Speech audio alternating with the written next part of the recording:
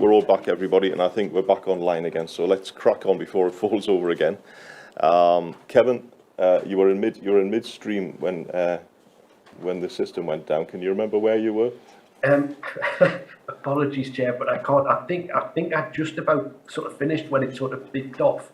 I think the last thing I'd said from recollection was around the police.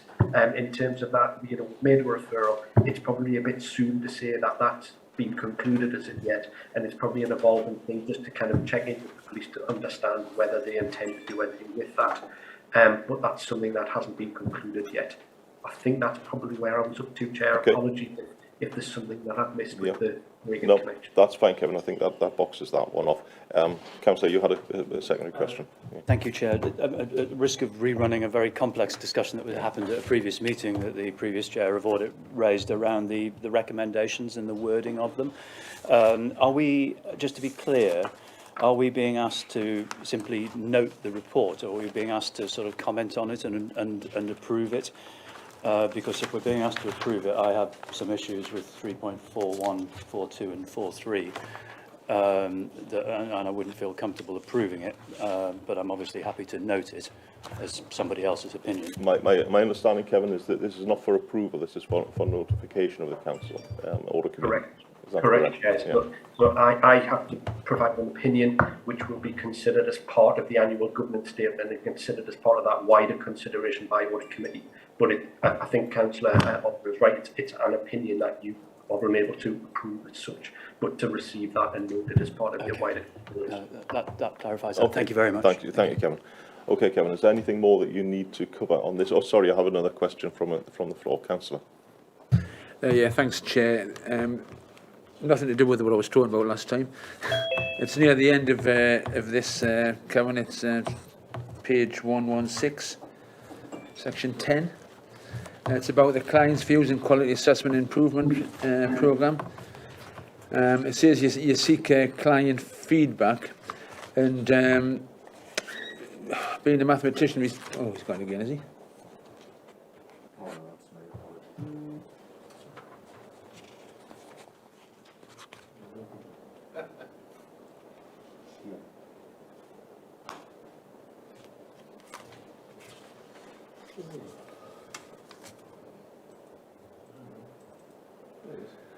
Can you hear us, Kevin? Hi, sorry about that, Kevin. You went off screen. Yeah, okay. Being a mathematician, numbers without any sort of backup to them don't often make a lot of sense. So it's good to see we're on 1.2 and where 1's the highest. But what I would like to know is what sort of cohort did we have for this client feedback? I mean, you know, if it's only 3 people, well, or 5 people, I suspect, just looking at the numbers, all end in 0.2, so it looks like it's a multiple of 5. If it's only 5 people, it might not be very significant. And the last thing is, if you've noticed that there were some comments, did we then act on these comments that came in the feedback? Thank you. Yes, thank you, Chair. Yes, to take the second point first, Councillor Sesswell, yes, we always look at the feedback that we get. All feedback is good feedback. And in the past, we've identified where we get feedback where we could be better, we could improve. We always try to do that as part of our service delivery as a matter of course. So yes, I can assure yourself and the rest of the committee that that is something that we always do and take into account whenever we move forward.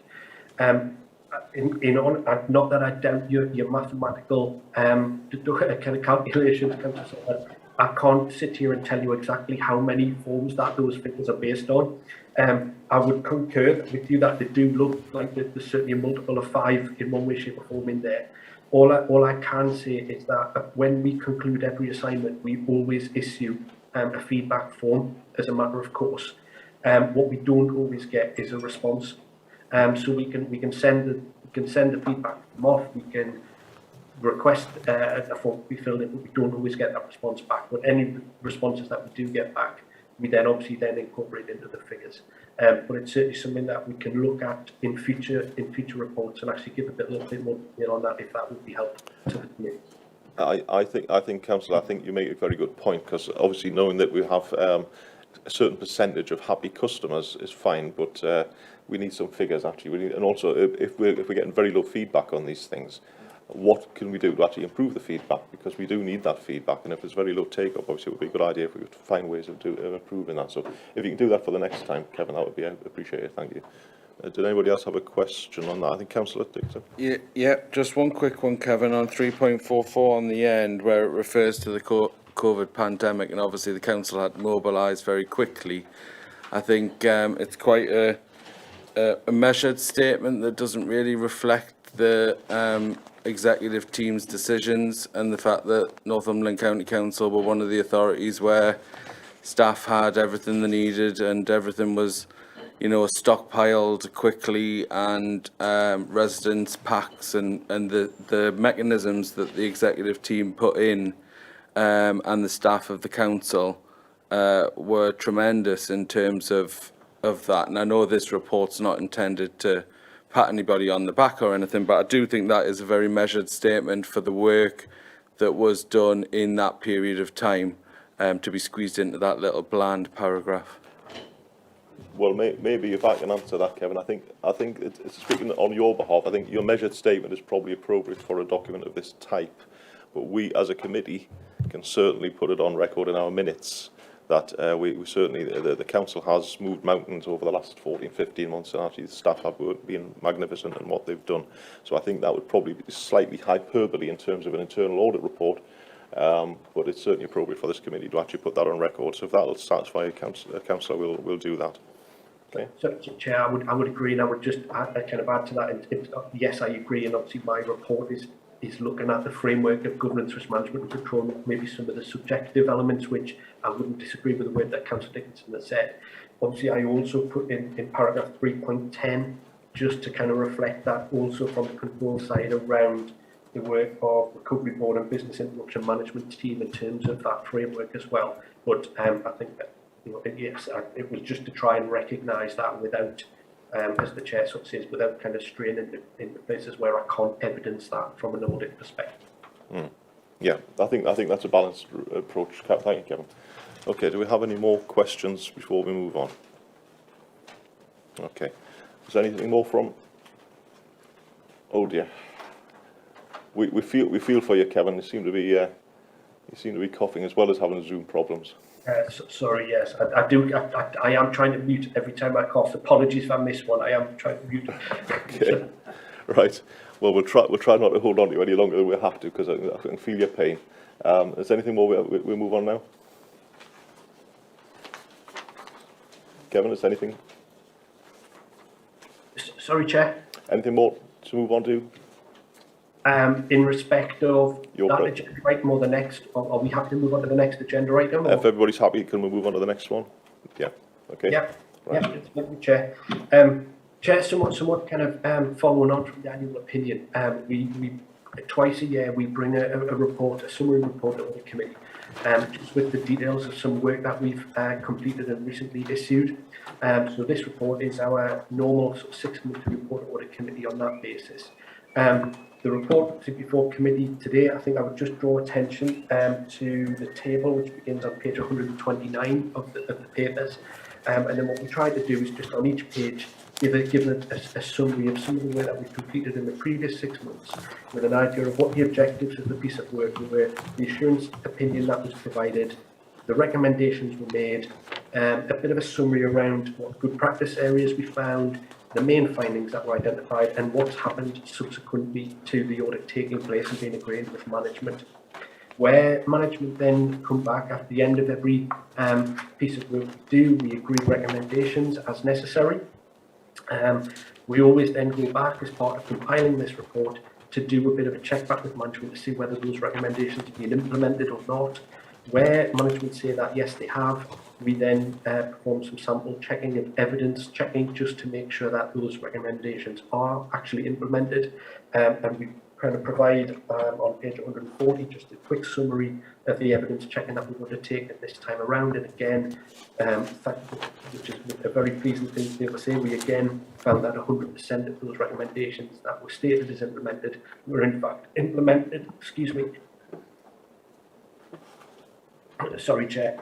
And then finally, on page 142, just reflecting obviously that we have been in a year of the pandemic, which has meant some different activity taking place within the team from that which was originally planned. Just some summary information around a lot of the work which the team have done, which wouldn't necessarily ordinarily fall into an audit report as such and be reported under the normal format. So we're just trying to give a good view of the work that we've undertaken. Again, just kind of expanding and giving the committee a bit of an idea of some of the main findings from the work that we've done. But Chair, happy to take any questions. Okay. Councillor Dixon. Thanks, Kevin. I don't want to prolong your agony. You're clearly struggling a little bit there. But on page 142, in relation to COVID-19 compliance and enforcement and business grant scheme, obviously members of the council receive lots of correspondence on a daily basis about the COVID grant scheme and continue to. And I know it was changed a multitude of times along the way to try and incorporate as many businesses as possible that fell within that. But Chair, I think there needs to be something in terms of this audit committee looking at the transactions that were made through that business grant proposal in detail, and I would be particularly interested in some of the assurances around finances that were provided to companies that then went into liquidation or dissolved. And that could be across the board. I mean, there will be hundreds of grants that have been given out, and unfortunately some businesses will not have succeeded. But it's important to reflect on the scale and mass of that work that took place, which was the COVID-19 grant funding and still continues to happen to support businesses. But surely it's a function of the audit committee to look at that in more depth, because it was a lot of money. Okay, Kevin, back to you. I mean, that is an interesting point. It's a point which is obviously still ongoing at the present time, isn't it? It's not a historic thing. This is still ongoing. What's your plan, or what's your take on what might be done by internal audit in that space? Yes, thank you, Chair, and I would agree with yourself, Chair, and Councillor Dickinson. Clearly, I think the two words which Councillor Dickinson used about scope and mass are kind of key words. So clearly, yes, there was a huge volume of funds transferred through the County Council administering those grants. The work of internal audit continues, so the Chair is correct, that work isn't concluded yet. So in terms of, we had both pre-payment assurance and post-payment assurance, that work is continuing and still carries on to this day. But I think Councillor Dickinson's point is a valid one. I think there will be a role for the committee at a point in time to do that look back, to be assured over those processes once they are completed. I think it's probably a matter of time, and once those procedures are finished and we have that conclusion, then it would be perfectly right for the committee to receive that information in a form that would best suit the committee's requirements. So I'll be more than happy to pull that report and provide that information to the committee at a suitable juncture. I think, speaking as the chair, I would like to see a proper report, a discrete report on this issue separately, not just lost within the mass of other general audit work, if you like, because it is significant and it is something that the committee needs to keep on top of. So if you're happy with doing that, Kevin, and obviously we're talking about work in progress at the minute, so we can't really get any conclusions or take any judgment on it at present, but at some future point, when we're talking about some future point, that's the big $64,000 question. Is it likely to be 3 months, 6 months, 9 months, whenever? How long down the line is it going to be? And I think, I guess, Chairman, I'm not kind of going to be put on the spot to answer that question, because we keep getting the emails through about grants. But certainly we could look to provide a summary report to maybe the next meeting of committee, just kind of with a position statement almost in terms of some of the numbers and kind of what work has been done. And then maybe finalise that at a later point once that work's been done. Does that work for the committee, a summary statement of the next meeting, and then move forward with more granular detail? I mean, it certainly works from my point of view, Chair. I think, we just need to provide some reassurance in more detail, as you referred to, for the public and members, because it all feels potentially a little bit murky, and some of that's just about the volumes of money involved, and providing that understanding to the public about how that then was distributed. Yeah, I think the key thing with this is that we shine a light on it. We need some clarity, and we need some figures, and we need some granularity about this, and we don't want to lose it among general audit work just in case it gets lost in there. Councillor, you had your hand up for. Yeah, I welcome that. I think that's a great idea. I think it's probably also worth noting that there's been regular returns made to MHCLG as a requirement. They've had their own sort of audit requirements, and so there has been an information flow throughout the whole process, returning to MHCLG. And I think to go back to Councillor Dickinson's previous point on the previous item agenda, this is a great example where the council responded phenomenally to the COVID crisis across many service areas. So there was finance, internal audit, IT, policy, all involved in responding to a rapidly changing situation very quickly. And I think in the first round we were the fourth fastest authority to get business grants out to the businesses that were struggling so badly. So it was a phenomenal effort, and but I do welcome Councillor Dickinson's suggestion that there's a bit of a sort of Absolutely. look back. Yeah, absolutely. Councillor? Yeah, I mean, I agree. I think it's incredibly important, and I referred to my point before, but the public can see people on the ground, the public can see items of PPE arriving, the public can see everything else. What the public can't see, and it's not necessarily fastest is best in terms of distribution of money, and that's what I want to get into, and I want the audit committee to look at how the COVID-19 funding money was distributed, what returns may well have already been done, because that might save Cameron a lot of work, but equally into that granular detail around how that money was allocated. Yeah, okay, well said. Councillor, you had a point? Yeah, I think that both the council and the general public need assurance over the governance of that because it's hundreds of millions of pounds. It's an awful lot of money, and quite thousands of transactions. But Absolutely, a very significant amount of money, which definitely needs audit committee attention. Councillor, you have a question. Yeah, thank you, Chair. Can I just make sure that I understand exactly what it is that you're looking to achieve with this? Because I understand from Councillor Dickinson, if I'm understanding correctly, there seems to be that you want to dive into who actually received funds. The criteria were quite clear and established. Because I can't see the. I look to the 151 officer and to Kevin, if he's still with us, he is. Are you expecting them to go out and interview businesses or former businesses and understand if they still exist and why they don't exist, or are you just looking at the criteria? Because the criteria were written down.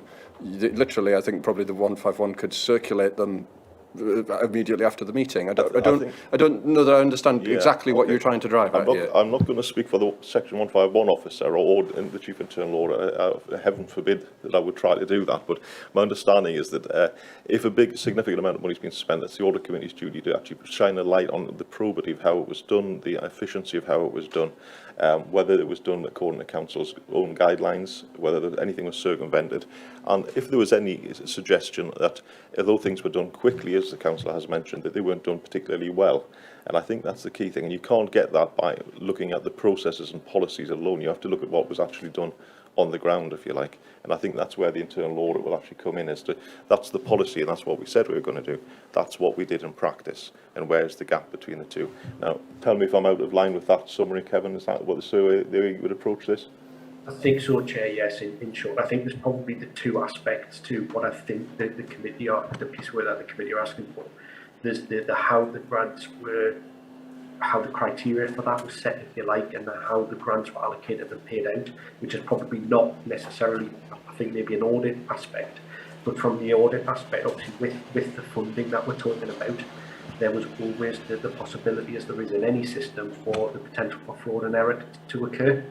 So I guess given that we are talking about some significant, hundreds of millions of pounds here, I think what we can certainly do is explain to the committee the work that, from an audit perspective, we've done in terms of trying to minimise any potential fraud or error, and then in terms of the post-payment assurance processes, where or if that has picked up any potential cases of potential fraud or error, what's happened with those cases, just to give the committee some assurance over those checks which the authority has taken before and during and after the payment of those large values of money. Councillor, you have a follow-up on that? Thank you. That's an awful lot more clear. I just wanted to make sure that when you left this discussion that everyone was understanding exactly what it was that they were asking for, because I didn't find it particularly necessarily easy to understand. Okay. Thank you. Well, thanks for that, Kevin. I think that is clear. So if everybody's happy with that as approach, because that is the approach that Internal Audit are proposing to take, and I think everybody, I'm seeing nods around the room, people seem to feel happy with that as an approach. Councillor Dickinson, you had a subsequent... I was just agreeing with you, Chair. I thought I articulated what we were going to look at quite well. Somebody's getting quite touchy, not sure why. The other thing is, I'm assuming Councillor Wearmouth's here as the observer, as the Cabinet member, and do we usually ask questions and things? I'm not sure. I think that the councillor is entitled to ask a question, and I think the question was valid and it had to be answered. So I don't think there's any touchiness involved, but thank you for your comment anyway. Councillor Wearmouth. I'm not going to get into a debate about who's being touchy, Councillor, but you seem rather touchy about that. If I can chip out, you being touchy. Thank you very much. We're suitably socially distanced that no one's touchy. Let's save it for the playground later. Councillor, right? Okay. Any more questions? Any more questions on that one?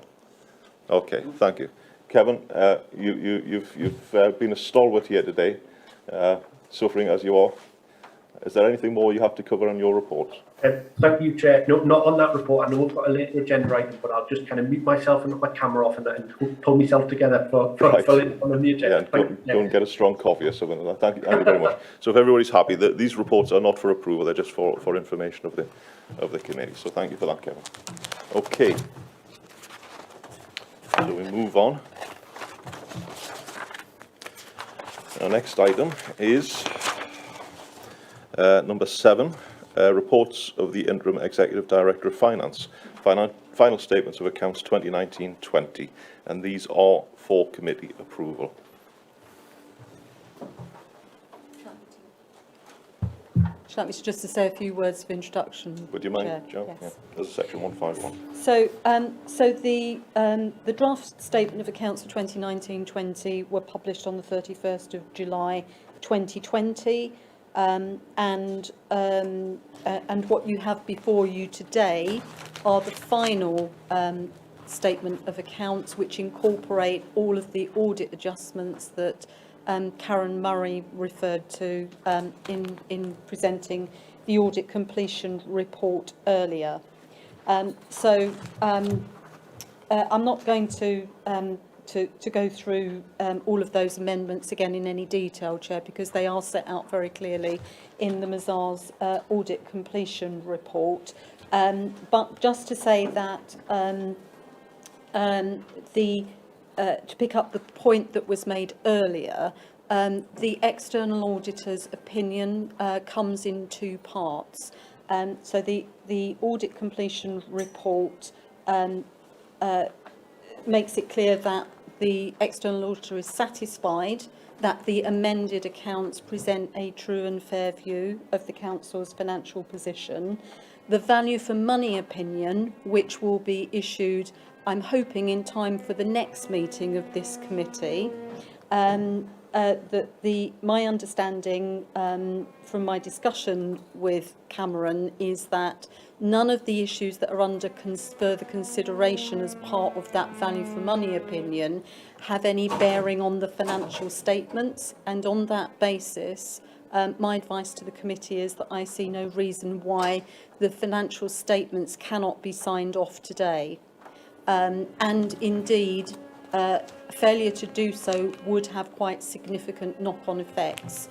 Not least, it would further delay the work that's required to finalise the draft accounts for 2021, because the closing balances that you would be approving today become the opening balances for the 2021 audit. So that's the first point. And then the second point is that because the pension fund accounts form part of NCC's overall accounts, failure to approve those accounts today would have ramifications for every council in the North East region, because we are all part of a combined pension fund, and you know, the audit.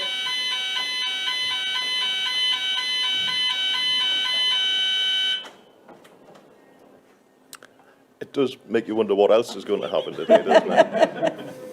But, So sorry, I'll finish Jan. the point really quickly Yeah, in case we have before to anything else evacuate. happens, Jan. Yeah, so you know, so it would have a knock-on effect on the audit of the pension fund accounts, and you know, they have already been delayed due to the fact that we haven't been able to sign off our accounts, and I think we are the last council to do so. So I fully understand, you know, the concerns that have been raised today about the importance of understanding what these value for money issues are, and you know, you know, some of those matters I understand, you know, relate to ongoing investigations of various kinds, but I'm hopeful that, you know, as I say, based on my last and most recent discussion with Cameron, that they will be concluded in time for the September meeting. But I would respectfully ask the committee, notwithstanding that they have concerns about the value for money opinion, to agree to sign off the accounts today, because there would be quite far-reaching implications of a failure to do so. And as I've said, I don't think there's any reason why the committee could not do it today. Okay. Thank you, Chair. Thank you, Jan. Well, your advice, obviously, as the Section 151 officer, is very, very key to this. And I personally take it very much that you're speaking from a balance of risks point of view of sign off or don't sign off, or sorry, approve or don't approve, as the risk of not approving these is actually much higher to the council and to other councils in the area, than actually to quibble and delay any further. And I think if that's me paraphrasing what you just said, so can I ask if anybody has any pertinent questions about these which you need to have answered by Jan before I ask you to approve them, because I think it is important that we approve them as a committee going forward. Any questions? We've got two. Councillor. Thank you. Just really relating back to the point that I think you just explained well, and I just want to be doubly sure I understand what you're saying. So I have concerns about the outstanding value for money work, but by approving these accounts, I'm effectively not approving the fact that there are no value for money outstanding issues, am I? Is that? Yes. Yeah. Yes, Chair, through you, that is correct. Approving the accounts today has no bearing on the outstanding value for money issues which the external auditor is considering. So effectively what he's saying and what you're saying is that that none of that work is going to affect the numbers. The figure, you know, basically the financial position will be as it is in these accounts, and therefore everybody else in South Tyneside and beyond can sign off their accounts. But that value for money work will still continue.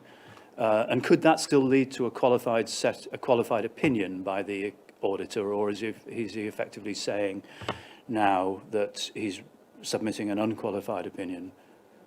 So through you, Chair. Approving the accounts today does not in any way impinge on the value for money work which is ongoing, and the opinion which the external auditor will issue in due course. Conversely, none of the value for money issues which are under consideration will affect the financial statements, and they are two entirely different opinions. If Cameron were concerned that some of those value for money issues might affect the final statement of accounts, he wouldn't be proposing to certify the completion of the work on the financial statements and issue an unqualified opinion. So, you know, that would also remain open. But both he and you know, it's difficult because Cameron's not here to actually, you know, give you sort of the benefit of his opinion directly. But that's my understanding, based on my discussions with him, that you know, there is no interaction from this point onwards between those two opinions. That's my understanding as well. And we've agreed with his colleague today that she's going to circulate a note giving us an update on where they, on the basic, you know, the work that's ongoing and where it's at. And we're hoping to get that sort of finalised for the next meeting. Absolutely, that's my understanding of it. So, Okay, so on that basis, I'd be happy to. Councillor, I think you had your hand up earlier on. Did you have a question? Yeah, thanks, Chair. I mean, mine's just a minor point. I should have went before, Nick. Okay. On page 147, the top of page 147, and I'm getting back to what the lady from Mazars said. I think it was Karen. Apologies if I got her name wrong. And we're talking about the property, plant and equipment valuations, and some of the issues that they had with that, and she fully explained the problem with valuations, especially over the last few months, over the last year and a half or something like that. I'm just interested to say that it says later on in the top paragraph that the council has started a process, I can't even speak properly, a procurement process to replace the current valuer. So I just want to get my head around this. Why are we replacing the current valuer if there was no blame at all attached to before, or is this just standard run-of-the-mill procedure? So, Chair, through you, so the contract was due to be retendered anyway, but there were issues uncovered in terms of the approach that the previous valuer had been taking, and the scope of that work. So it didn't, for example, include routinely measuring the areas of the buildings prior to valuing them. So we're trying to make sure that in the specification for that new contract, that we address some of those practical issues that arose in relation to valuations through this year's audit. Yeah. So if I understand you right, there's a natural contract break anyway, but you're taking the opportunity to make the contract a lot more tough and granular than it has been in the past. So that's where the two things go. So would this mean that is the old value barred from applying again, or have they been given the redirection in what their procedures were, and are they now entitled to tender for it again? So check, yes, they can tender again, but there have been issues around their capacity to meet all of our requirements, and it may well be that we need to split the requirements going forwards, because it's going to be more comprehensive than it has been in the past, and the amount of work that's required is going to expand. So we would look at their ability to, you know, to meet the requirements, but certainly they will be perfectly free to tender for that work. Yeah. Okay, that's fine. Does that answer your question, Councillor? Okay, thank you. Any more questions? Yes, Councillor. Yeah. Thank you. This is just a sort of technical one. There's a £361,000 salary arrears payment paid to the coroner. We I imagine was delighted to find out that he was owed £361,000. Is that? I'm just surprised that that sort of has happened. It's a large amount of money, and yeah, was there a sort of system breakdown there, or was it something that, a ruling that created that, or? Yeah, Jan. So, through you, Chair, my understanding is that it was a backdated pay claim that arose from a job evaluation. So there was a significant regrading. In fact, I think there may have been more than one regrading exercises that were undertaken. And because it was backdated, you know, for several years, it resulted in a very large underpayment. Right. So just for my benefit, if we get my head around this was a process of re-evaluation. The pay of the job, which was taking a long time, finally was concluded and decided that it had been underpaid.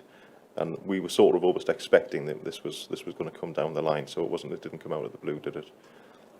Correct. That's my understanding, Chair. Yes. Okay, that's fine. Yeah. Thank you, Councillor. Yeah, sorry, Chair, I realised I did have another question. Page 51, the external audit costs. It seems to Well, the payments for 2018-19 were £119,000. This year, sorry, the year we're looking at went up to 190,000, which is just something short of a 60% increase. Now, I know there's other fees later on which are more expensive, so could I explain first of all why the audit fees went up so much, and basically what are in the couple of lines down below that, the fees payable in respect of other services, because that might explain the first part. I don't know. Okay. Are you equipped to answer that question? Not off the top of my head, Chair, but I'm happy to provide a note explaining that later. Can we take that one offline then? In that case, then we'll get an answer to Councillor on that one. Yeah. Thank you. Any more questions? Because I think we probably have gone through the document fairly thoroughly already. We have been asked to approve the final statement of accounts for 2019-20. We have discussed how important it is that we do this unless we have such serious problems that we can't do it. And I don't think we've unearthed anything that's so serious at the present time. The external auditors will be providing us with their update on the value for money things, which, as the Section 151 officer said, it wouldn't actually have an immaterial impact on these accounts anyway. So I, as the Chair, don't think there's any reason why we shouldn't approve these. Councillor, you had a question? Yeah, I'll just sort of repeat my view from before, and I'm not going to vote against them. I'm just going to abstain for the reason I actually, you know, I did state that they're very late indeed, but they don't come with the auditor's opinion, and I think it gives you a complete picture with the auditor's opinion, and I think that's a serious omission, especially at this late stage. So I'm just going to abstain if that's all right. Okay, thank you. Well, thank you for letting me know that you're abstaining, but I think we move on to a show of hands on this to approve this. Can we have a show of hands on approving these accounts? Okay. That's it. Right, okay.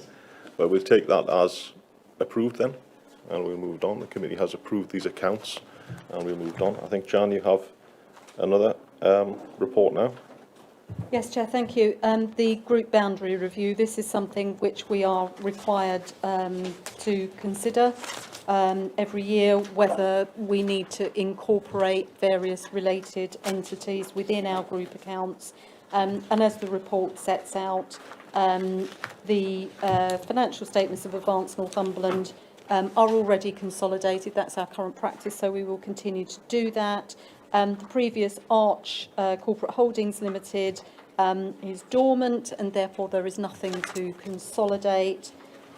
Northumberland Enterprise Holdings Limited was also dormant during 2021, so again there was nothing to consolidate.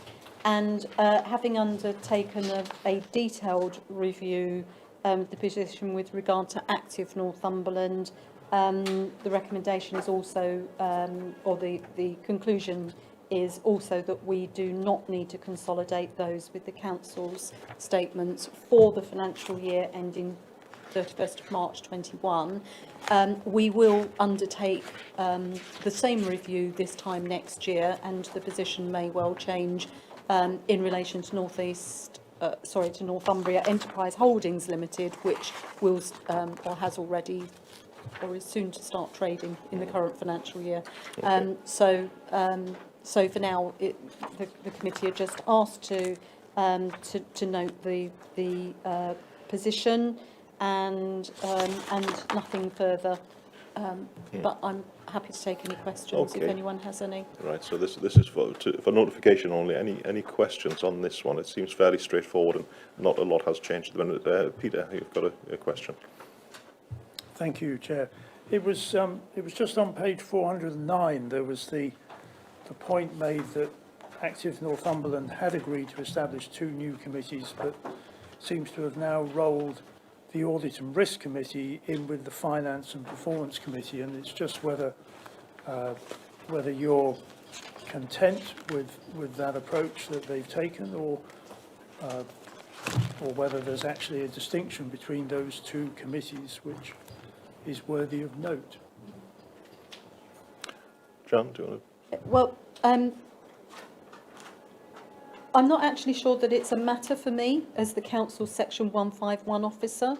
Active Northumberland, is not part of the council. It's a separate entity, and that's the conclusion that the boundary review has come to. So it's not for me to dictate what their governance arrangements should be. But we do work with Active Northumberland, to ensure that there are no serious governance concerns, and to be perfectly honest, I don't have any difficulty with the idea that Finance and Audit Committee have been merged. Well, maybe this is a question for the future point that I'm going to bring up, Peter, which is to talk about the Group Audit Committee's remit and role going forward for here. So maybe we'll touch on that there. I think it's probably not a question that the Section 151 officer can comment on too much. So if you're okay, I'll park that one for the time being. Okay, any more questions on this one? No? Well, thank you, Jan. Have you got another one, pension fund? Yes. Thank you, Chair. So the committee are asked to consider the pension fund accounts and to approve the pension fund accounts for the financial year 2019-20. Have colleagues here who are able to answer any detailed question on the pension fund accounts, because it's not my core area of expertise. Okay, yes. I've just realised I'm on the pension fund, substitute member on the pension fund. Should I have declared an interest in this? I actually don't know. It didn't occur to me at the time. Technically, I think you probably should have done. Right. Well, I'll just step outside while you discuss this, and then. Sorry, Chair, because if it's a non-pecuniary interest, I can just. then I'll just I sit don't silently think then. I don't think Well, that's it's certainly a one that's non-pecuniary. required It's a to non-pecuniary. leave the Okay, room. fine, thank you. That's fine. But certainly to declare the interest. Yeah. I'm actually the same on the firefighters pension fund as well. Okay. so Yes. Well, if it's a non-pecuniary one, I think that the way we play it is that you just duck out of the conversation. I think if that's all right. It's me, just him. So it's down to the people who want. Yeah. So it's fine to sit in, but don't be part of the conversation. Okay. Any more? No. Okay. So this one is to note, Jan. So thank you. I think we've noted that one. There's no more questions on that from the remaining people who can ask questions. Is that, sorry, I mean, if there's only two of us left, can we anyway, have we not?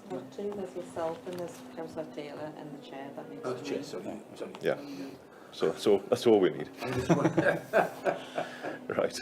Okay. So can we take that one as been presented, and we'll move on. Yeah. Sorry.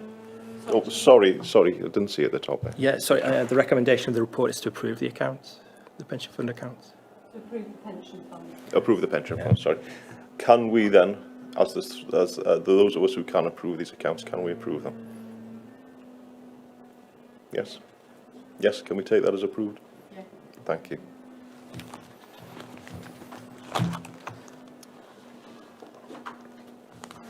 Right. Do we have anything more from you, Jan? Yes, I'm sorry, Chair. I think the agenda papers may have got slightly out of order. So just on the pension fund annual report and accounts, the covering report is actually at page 515 of the agenda.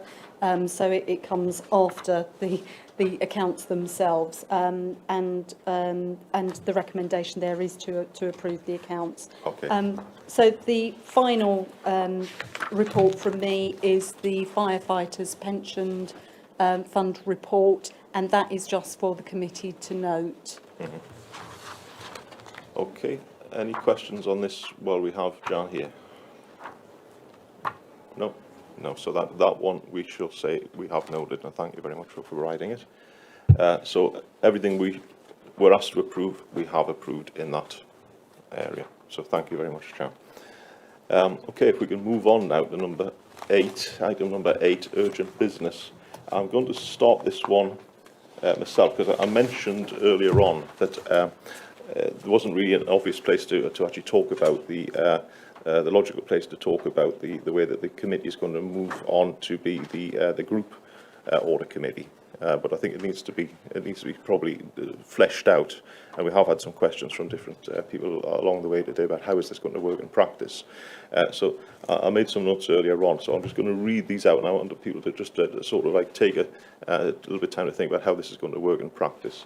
I've been speaking to Alison Mitchell and Kevin MacDonald about their thoughts on how this could best work as well. So this isn't just me speculating. This has been in conjunction with some of the officers of the council. As you know, at the time of the last meeting of the committee in March, there was only one non-dormant entity, and we were having some difficulty in engaging with that entity in completing a governance questionnaire, which had been agreed by the audit committee. There was a lot of difficulty. The Director of Assurance was having a lot of difficulty in getting some traction with with Advance Managing Director to get that filled in. I've discussed the current position with the Council's Director of Assurance and the Chief Internal Auditor, and we've identified that a good way forward would be to revisit that questionnaire with the Chief Operating Officer of Advance.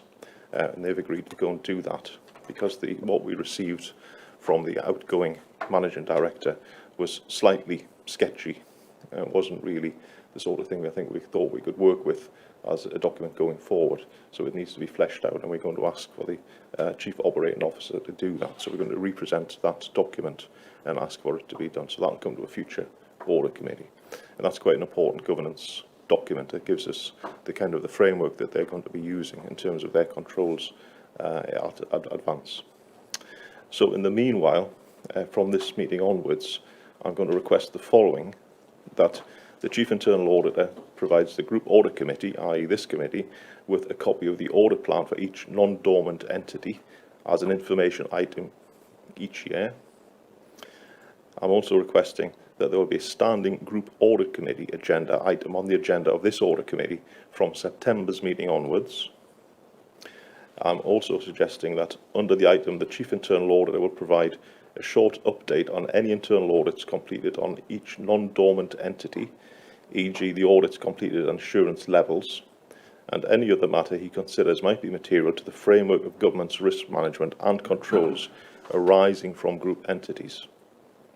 I'm also asking that the external auditor would be invited to provide evidence or information which they wish under the same Group Audit Committee item on the agenda at each meeting. We may need to write separately to the partner at Mazars who deals with advances. I think he and Cameron practice with a kind of an ethical walls process between them, so they don't necessarily all know what each other are doing. So we might need to bring the external auditors on board with that. But Mazars will have been informed formally, that is, and if there's anything they wish to raise, they have a mechanism to do so. So we are providing mechanisms for people to raise these any issues that they have. The Group Audit Committee, which is this committee, can ask any questions about governance regarding group entities under this item on the agenda going forward. So hopefully, Peter, that answers the question that you raised earlier on as to where is the mechanism for discussing these things. It should be a standing item of this Audit Committee. I'm raising this here, pardon me, I'm raising this here under urgent business, although it's not actually urgent, but it's the right place to raise it, I think, in order to provide a record that senior officers and myself have given some thought to the Council's decision in November and the actions taken under the previous Chair, Georgina Hill, in progressing. I hope you'll agree that we can now demonstrate a sensible way forward for this issue and get a proper mechanism in place to actually get some governance and communication on these issues. So if the committee is happy with that approach, that's what we'll be doing going forward. Is that acceptable? Yes, Councillor. Thank you, Chair. I'm very happy with that approach, and I think that's an excellent idea. But could I just add a couple of points? I think, and we've got the Chair of Advance here as well, and which is the first time, I think, for ever, actually, probably, that the Chair or anybody from Advance has been as an Audit Committee meeting. But I would ask that we ask Advance to attend when we're reviewing so that they can actually speak for themselves, because in previous we've had a couple of reports that have come to Audit Committee and haven't gone to Corporate Services scrutiny, interestingly, and they've not been given the right of reply. Indeed, I'm pretty sure that even the chairman wasn't even allowed to see those reports. So there was some fairly damning statements, which I think I said at the time, I didn't really recognise as, a version of reality that were made, and they were, but nobody was given the chance to actually respond to those statements. And there's been a KPMG report done into Advance. So could I suggest that if we're going to discuss Advance at the September meeting, that we ask KPMG to come and present their report, and also there have been some changes to the Advance Shareholder Group governance mechanism, and I don't know who the current chair of the Advance Shareholder Group is, but we should also invite the chair of the Advance Shareholder Group to come and attend, because that person is ultimately, chairing the committee, which is now an officer-only committee that looks into, that manages the sort of relationship between the council and Advance. So I think that would be, then we've got a wholly sort of cooperative approach, so everybody's involved, and if, with your permission, I would suggest that we sort of add those recommendations. In terms of the KPMG report, I think absolutely. I think if there is information and intelligence out there that is actually going to inform this committee, I think it is appropriate that we should ask to see it, so we can build on that.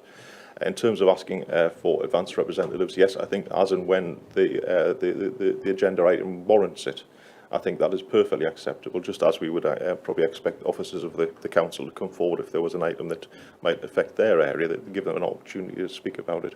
I don't see any reason why Advance shouldn't be given the same opportunity.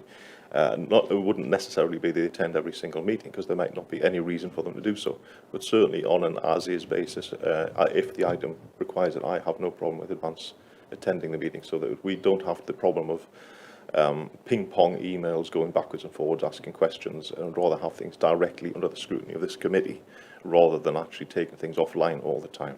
So that would be perfectly acceptable, but not asking them to attend automatically just as a matter of course. I think if that answers your question. Yeah. It does, and that's okay. great. Thank you very much. Okay, well, so we'll try to sort out the KPMG report and find out and get that to the next committee if we can, and have it under this agenda item. Okay, so if everybody's happy with that, that is how we will play it going forward. And I hope that this will build on the work that Councillor Hill did in actually trying to get the Group Audit Committee set up in the first place. And now we're trying to flesh out how it's going to work in practice and take it forward from there. And hopefully make a healthier, a better communication and less misinformation between the two sides, I think, and less misunderstanding between the two sides. And I think that's healthier for everybody, I think. Okay, so urgent business. That was my urgent business. Anybody else with any urgent business? Yes, Councillor. Thank you, Chair. It's just a question of how we get things onto the sort of audit programme, obviously through you, but what is the process for that? And there are a number of issues that I personally think that need to be looked at, and some of them may be, and some of them may be covered by the work that we've been discussing with Mazar's VFM work, but we don't really know what the scope of that work is. So, until we know that, it's not clear. But what is the process for that? That's a very good question. I'm gonna have a conversation shortly with Alison Mitchell, the Director of Assurance, to try and work out proper mechanisms for communication for this, because one thing I don't want as chair is to have multiple conversations with different people at different points, which other people aren't privy to, and it looks almost like lobbying, if you like, and that isn't really, I think, although the chair should be accessible, I think we make sure that we make it clear and make it formalised. So we need to think about mechanisms to actually make that happen, I think. So it is a good point, and I will get back to you with how we're going to actually improve the communications going forward. One thing I don't like is just lots of emails and lots of telephone calls coming at random from different people, because it looks like lobbying by somebody for a certain thing that other people aren't privy to. I would rather things were a bit more open than that, if that answers your question. It does, thank you. So in terms of the initial sort of thoughts I've got, can I just email them to everybody on the committee then, and that way we've got. I don't have a problem with committee members talking among themselves. Yeah. You're all committee members here. You all have a right to communicate with the committee and with the chair at any time and use the email system. Always bear in mind the confidentiality aspects of it and the fact that email isn't isn't a completely secure and confidential system. But I can trust you to use common sense in those areas. So yeah, I'm happy with that. Thank you. Okay, thank you. Chair, could I speak at that juncture? It's Alison Mitchell here. I don't know if you can hear me. Hello, Alison. Yes, of course. Hello, it's through you, Chair, just to kind of contribute to the discussion and to Councillor Oliver's point. Every March we produce a work programme for the Audit Committee and present that to the Audit Committee for approval. And that's done to make sure that all of the requirements set out in the Constitution for the Audit Committee can be met. And it's also designed to make sure that the committee have an idea of which reports will be coming at what meeting of the committee. So it holds report authors to account to make sure that we get our reports done on time. But it also allows the committee to see the year mapped out. So I think there's some really important points about things. I'm thinking particularly about internal audit, but decisions about the use of resources, audit resources, are ones for either the Chief Internal Auditor for internal audit or for the external audit partner for external audit, and they are both governed by a very precise set of professional standards which set out the beginnings and ends of what they can do. So I think that the committee will, obviously that's the point of the audit committee, is to improve and raise awareness of governance within the organisation. But I think it would be wrong if there was to be any suggestion that the committee raise things and that they are automatically looked at, because there is a very, as I say, precise set of standards which govern what internal and external audit must look at.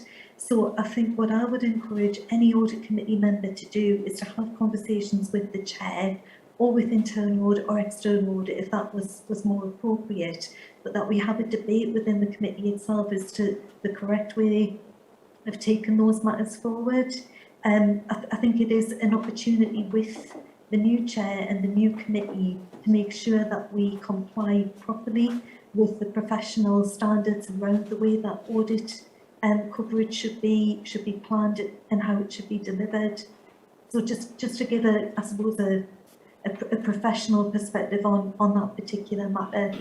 Okay, thank you, Alison. Yes, I think that you've probably reiterated a little bit of what I was trying to say. I think earlier on is we don't need any guerrilla activity about this.